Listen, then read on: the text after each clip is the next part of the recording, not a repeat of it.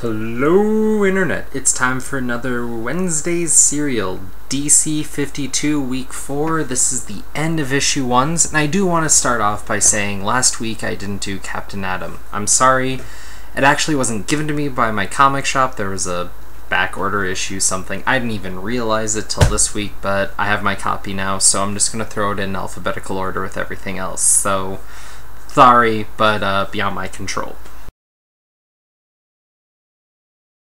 I also wanted to take a minute to say that I'm going to be participating in the 24-hour comic challenge down in Boulder, Colorado at Time Warp. If you're anywhere nearby, stop by, say hi. There's a big sale, lots of things going on, should be pretty sweet. Alright, first up is All-Star Western, and I gotta say, I didn't know what to make of this book going in, because out of most of them, this is kind of the most free-for-all, whatever the creators wanted to do, and it's Pamela doing a Jonah Hex story, and I have to say, using Gotham as a backdrop and kind of playing with character names that we know makes it even a little bit more intriguing, but the story itself is there, and he uses Arkham as a psychologist to kind of give you a framing of Jonah Hex if you don't know him, and even if you know a bit, I can't say if you're a deep-rooted fan because I wouldn't know that, but even if you know him a bit, it's still an interesting way to kind of play up the character for new readers. This is how an introduction should be done for new readers, and I don't know if this really has anything to do with the relaunch. I mean, they could have just done this book really at any time that they wanted to, and it's solid, and I have to say, I definitely see myself picking this up for the foreseeable future if it's going to be this good. Aquaman #1, and this is the first honest-to-God shocking book for me. I liked this, and kind of after reading it, I'm seeing why I'm liking it, which is weird. I mean, this whole issue is kind of tongue-in-cheek, kind of playing off the idea that no one really likes Aquaman. There's jokes about him and all that, and as one reporter says in the book, he's nobody's favorite superhero.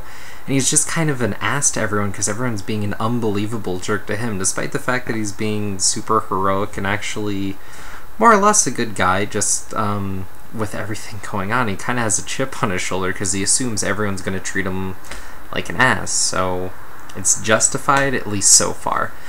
And they get to the character, and it's actually mostly a character moment. They're alluding to a bigger story that might drive him back more to Atlantis, despite the fact that he's trying to be a bit away from it. And I think I'm actually going to bother to follow this book for at least the first arc or two, because this is what Jeff Johns does best. Even decompressed as hell, this is a book that takes a character and kind of plays with what people like about it, kind of where it's been and people don't like, and kind of reinventing to make something new and positive out of it. And this is something that Johns has done multiple times, and kind of what they bring him onto a character for. And I have a feeling that it's going to be as good as it has been the last few times that he's done this, with Flash and then with Green Lantern notably. So yeah, I was kind of shocked, but then after reading it I kind of realized I shouldn't have been. Alright, Batman the Dark Knight. And I'll say this to start off, the logo here doesn't suck. That's a rarity for the rest of these. Oh my god. And it leads into Bruce Wayne. They're playing off the whole Batman Incorporated deal, and someone confronts him about funding a vigilante of the city, which makes sense, but the guy's name is Forbes, so I guess they're trying to play some weird money angle, but he's the detective. That's just trying and failing with the connection there. Then they flash to a breakout in Arkham, and I'm just gonna spoil the ending of this comic for you in a hopes to save you $3 if you're on the fence. There's a whole bunch of villains, and I think one of them is supposed to be the Joker, but doesn't look like the Joker. It looks more like a ragdoll. It's weird. And then some other characters that don't look right, and I think have already been shown at least in a frame in other comics and look better. But they have Two-Face at the end, and he's ripped, like Hulk-like, Bane-like, ripped, steroid, impossible muscle, whatever, and The line is, "Don't call me Two-Face, Batman, call me One-Face." For a comic that I was up to that point going to say, I'm not a Batman fan, but this is better than what they're doing with Detective right now. Wow. Just wow. No reason for this book to be here. They already have their Batman books. Wow. Blackhawks. First off, I'm going to say this is pretty much, DC's G.I. Joe. And from what I understand, there are some stellar G.I. Joe arcs out by IDW, and this book is more or less decent. So, if you want more of that, check it out. But if you're looking for some, like super spy, hurrah, patriotism, whatever, probably go check out the G.I. Joe stuff that's highly recommended, because hoping it's better than this. I will say this, as far as bringing in new readers, there hasn't been like a proper Blackhawks book in, I don't even know, a while. And the only character that's kind of left over was Zinda from Blackhawks, from Birds of Prey. And that's a character I've been reading for a while, and I was actually kind of looking for her to be in the fray here, especially since she's not in the Birds of Prey anymore, so there's no reason to not use her. She was called Lady Blackhawk.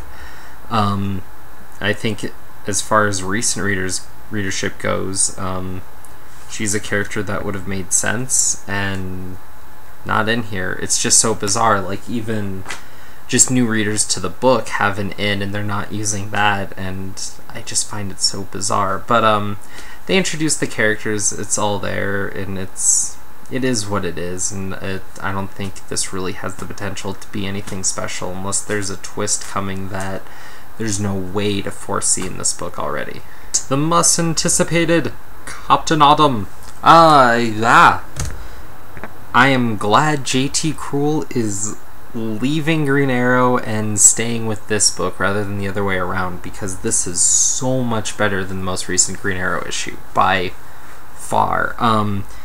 This is just kind of running with the character, kind of a new status quo, presumably out of nowhere. I don't know if there's something going on with Captain Atom before that would have led directly into this, and I'm sure I'm not the only one, but they do a decent job of setting up the character, though. From my understanding of the character, they actually didn't play up his very military role as much, which maybe is something that supposedly changed with the whole relaunch, and we'll get into that, but either way, it's all there. They play on his powers, and they have a nice new little caveat, which is he's kind of falling apart, and he could die, but part of the catharsis of this is he seems to be able to control other atoms, which makes him more on the level of the Molecular Man, which is a Marvel character.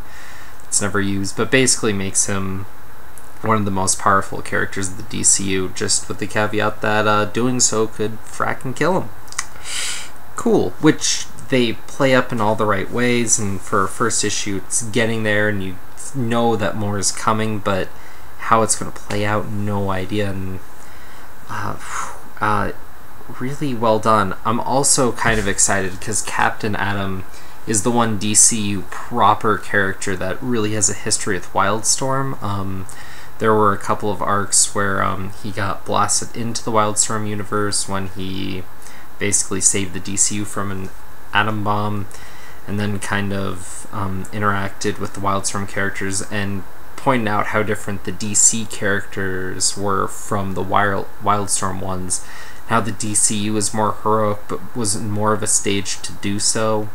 And it was really apparent when he interacted with Mr. Majestic in comparison to, say, Superman, which was a great thing to go back to. And I'm hoping, in light of this new relaunch, that they get around to that at some point, though I fault them not at all for starting off here.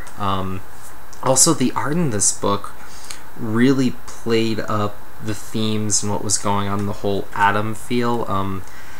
The way it's drawn, I think some people might not be a fan of the art, but it fits this book so well that I think you'd be amiss to say that it wasn't a great choice, especially for this artist and what they can do versus what their weaknesses are.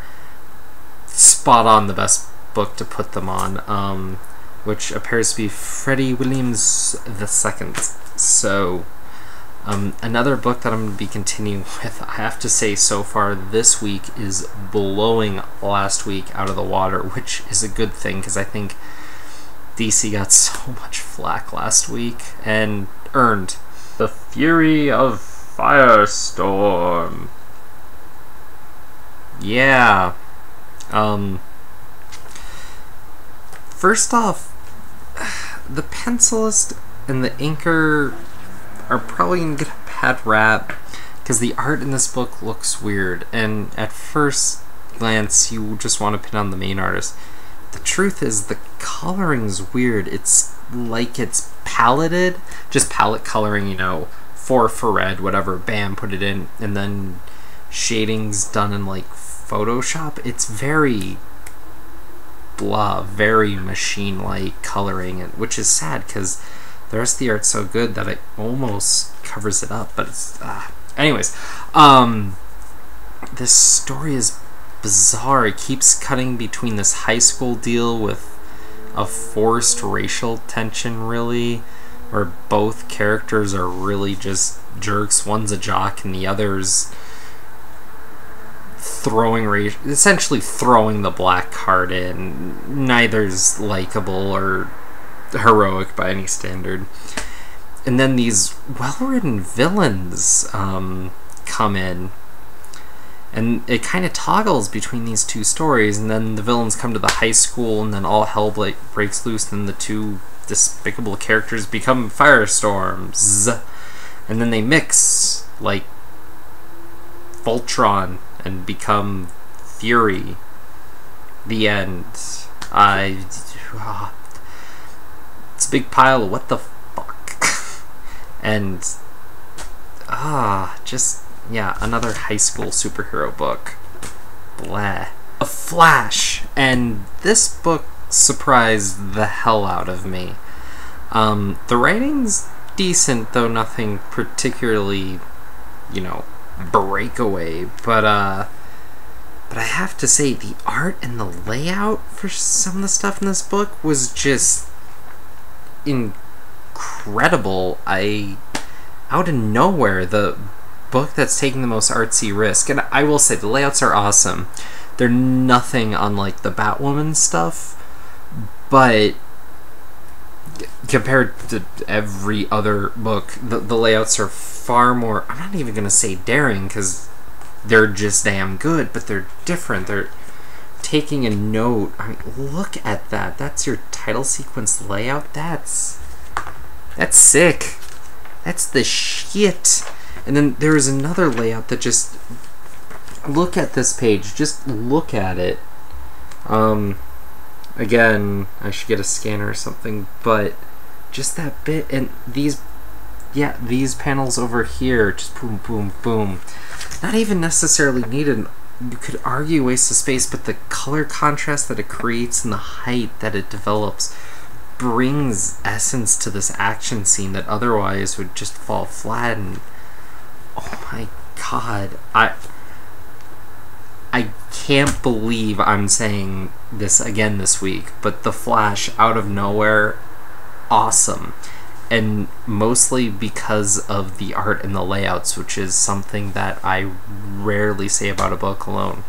Even if a book has amazing art, if the writing isn't there, it's go pick up an art book by the person. But wow, way to blow me away with that. This is the sort of book that's justifying the relaunch. Green Lantern New Guardians, and the logo ain't shit, but it's not great either. This book, I'm biased too. As far as Green Lanterns go, I'm a big Kyle fan. I like the idea of the character, and I've always been partial to him, even though I basically came in when Jeff Johns was rebooting. Something about Kyle's character just resonated with me more than any of the other Lanterns. And that being said, I'm biased. Also, Tony Bedard has been one of my favorite Green Lantern writers. So and Kirkman as far as art. I mean, this just seemed like the Green Lantern book I was gonna like, so I'm biased going in, and it's kind of not new reader friendly. They kind of retell Kyle's gaining the Green Lantern, and then the conceit, at least for the beginning here, is that one ring of each of the Skittle powers has launched off of one member of each core, although how they're doing the orange one I don't understand, because there's technically only one orange ring. Reboot, so I guess they can do that however they want without explaining. And then they fly to Kyle, and the partner of whoever the ring was is attacking him all at once and maybe fighting each other a little bit, and that's about where the book ends. And I'm kind of hooked. I mean, the way the characterization's done here and the way they play the art angle has a kind of cute tip and nod to just kind of industry and cartooning in general, which comic fans, I hope it's appreciated. And it's this seems like it's going to be a solid book. And I mean, since none of the Green Lantern books really launched off of anything, I was hesitant, but I feel like this is going to be a strong addition. I'm curious to see where the Green Lantern books are going, because out of all the stuff in the relaunch, sans the Batman proper stuff, they're the ones who just said, fuck the reboot, we're just going to keep going with what we like, because it's one of the best selling things at DC, so who's going to argue? And they're making something out of that, which I appreciate, and as long as it stays quality, that's all that matters, really, right? Although, the reboot, but, yeah, should be interesting, and I do plan on keeping on with this book, so F the haters. I Vampire, and if you're in for broody, weird, and then out of nowhere random pop culture references, this is the book for you. For everyone else, I postulate this. New rule for vampire fucking anything. Vampires have been around forever, and whereas there is more or less an established lore, pretty much every main incarnation of vampires, I'm talking Buffy, True Blood, this book right now, Dracula proper, Castlevania games, anything, has a different understanding of powers, how they work, whatnot. And if you haven't taken the time to establish how the powers work and how the lore works and whatnot, you don't explain it properly, people are going to be lost. And if you play with the convention and spin it the other way, that's one thing. But this book did that a little bit, and then kind of took the transformation and spun that on its head, and was maybe playing with the Lycan lore, or not 100% what all supernatural stuff they were playing with, but poorly written. I mean, even just reboot whatever aside, I know this was I Vampire was a book back when, before iZombie, that no one my age remembers, I'm sure. And they're just kind of toss you in, though admittedly one of the first lines was somewhat bring you in. Do you remember the Revolutionary War? Of course. Okay. How do you not establish the lore of vampires in your first book when you have this whole thing to do it? You have to do that. Justice League Dark, and this was actually pretty cool.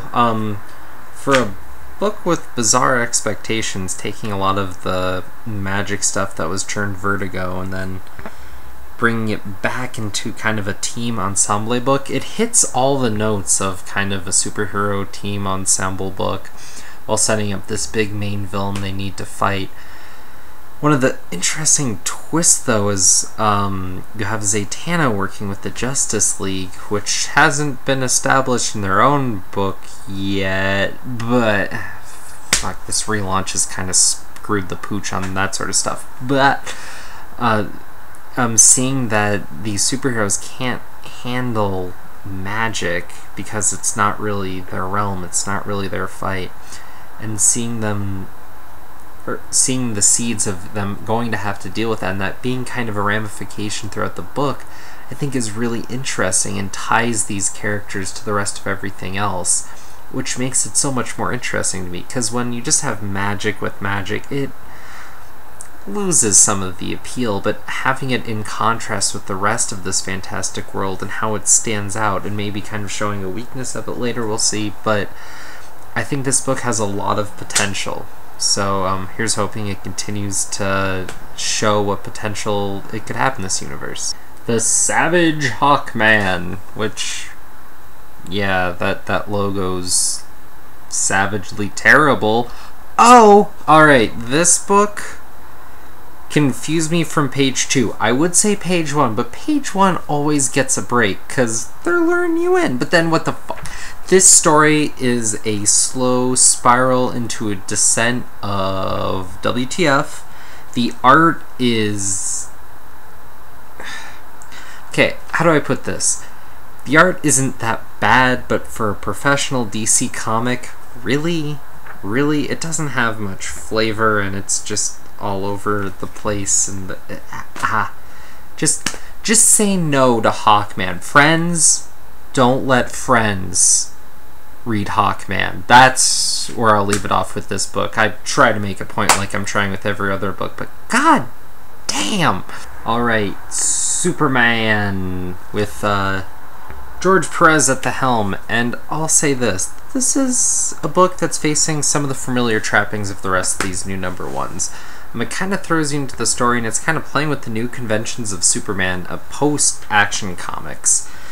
And, I don't know, but I'll say this. It's written more like an old-school comic. Each page is just packed in, and the art's solid, it's good.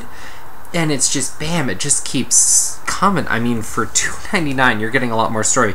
This one pretty much reads as a one and done with a few lingering thoughts that will clearly be continued, but it's not like written for the trade. This feels like a comic. You pick this up and you're getting a comic. So if you want to check this out, if you're hesitant to this one more than others, I'd recommend it just because you'll get a better feel for it, just because this is a whole thing, and this is the way more, I think, serialized stuff should be done. Yeah, it's a little packed in, the art doesn't really breathe as much, but there's nothing wrong with that. It's honestly refreshing to have a comic that's packed, and I'm honestly, to get these reviews done, I'm not reading this as in-depth as I should, but it's there, and there's some great nods in there. They have an Action News van that's with the Action Comics logo, which is, I thought that was really cool, and they're really playing the fact that Lois and Clark aren't married, and they're doing that in an interesting way, though somewhat predictable, I guess, but the way it's written, you know, I feel it. Everything's been done, so as long as you make it right, that's what's important. And the story was just... It's a solid Superman story. I mean, I'll say I'm not sure that this is obviously going to measure up to Action Comics, if nothing else, because, I mean, the press isn't there to make this a bigger book than Action Comics, but this is a solid attempt for them to make two Superman books this different, yet this compelling. It, I think, is kind of a feat for a character that's been kind of considered to just be overdone for years. Kudos to DC on the Superman front. Although I will say this, a Hot Wheels Superman van ad on the back, which isn't anywhere else that I've seen, is just like a crazy it's like this book is supposed to be from a different age, especially with George Perez on it. I don't know, it's kind of crazy for it to be thrown in the pile, so there you go. Ba-na-na-na, Teen Titans with possibly the worst logo yet. On the upsky, Scott Lobdell, at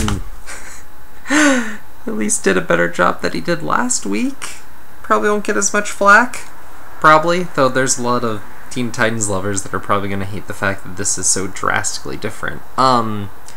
Fairly interesting. I mean, you have Kid Flash, who acts like a jerk and creates this big problem for the idea of teen metahumans, which creates the idea and the need of, like, training for people with superpowers. Apparently he's smart enough to remember facts, but not quite put them into principle yet, which is a fact I kind of played with already, and Jeff Johns, I feel, did a bit stronger already, but it's there.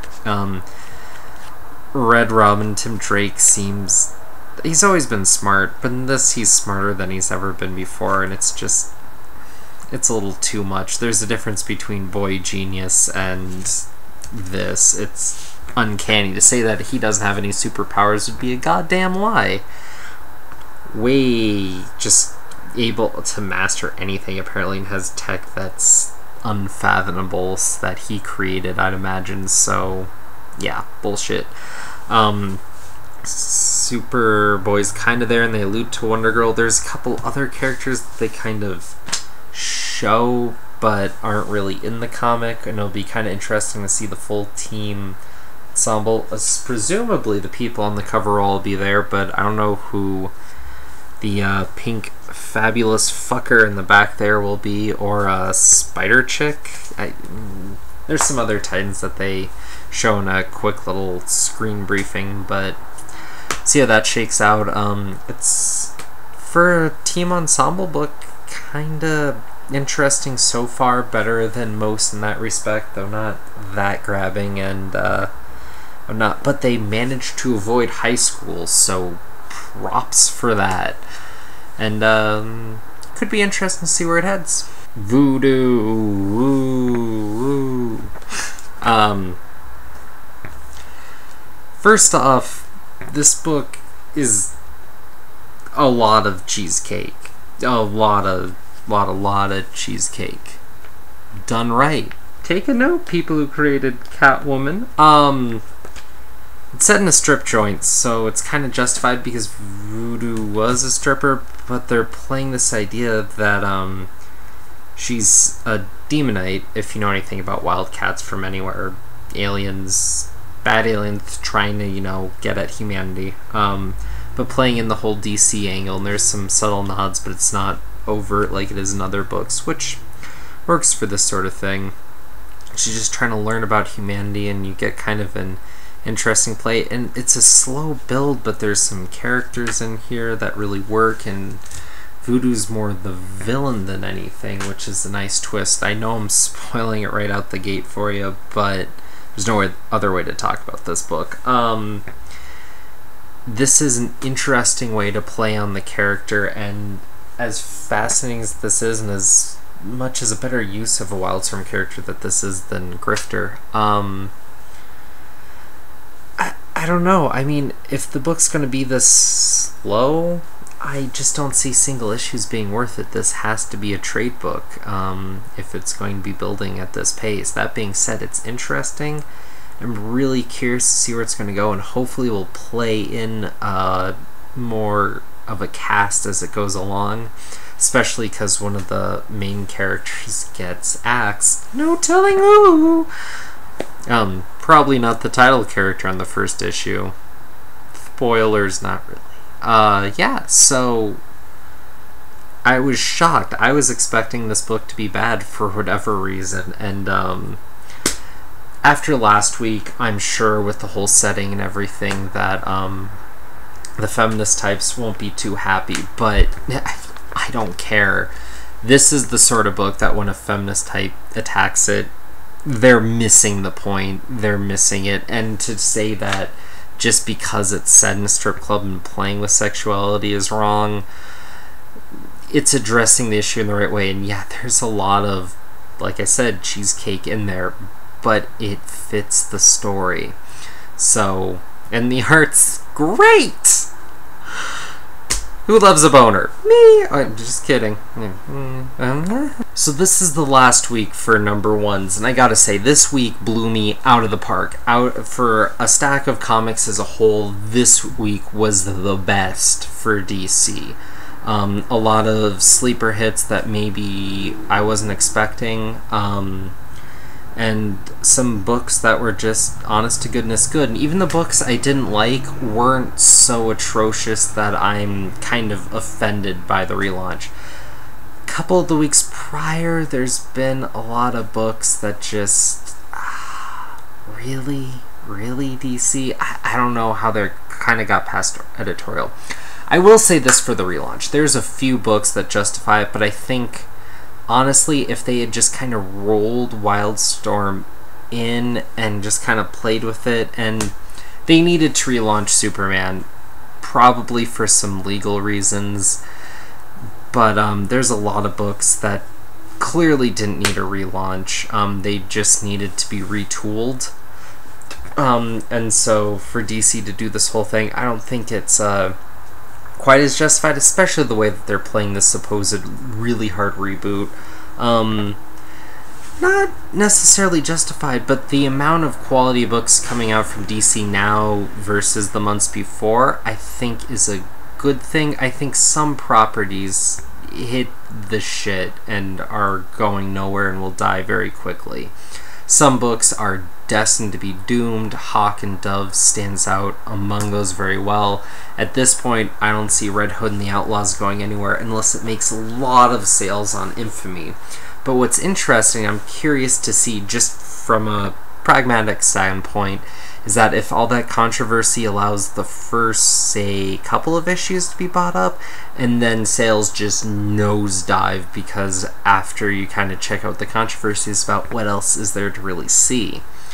I already saw it, and I was nowhere near as offended as a lot of other people, as I'm sure anyone following comic book journalism would find. So it will be curious to see how some of this shakes out, and I think a lot of people overall are rooting for this DC relaunch, but already next month there's some other books coming right around the corner, and I think we're going to see some books phase out and other books phase in, and hopefully the whole bit will be stronger for it. I'm sure DC sales are going to be much stronger for this reboot. It's already shown in the fact that they broke sales records that haven't been broken in, frankly, a couple of years, and hopefully it all pans out for the best. But for every good book, there are some definite stinkers in here, but hopefully, just some stuff gets weeded out, and then the game's just a bit higher for this whole thing, which it seems to be going that way. So overall,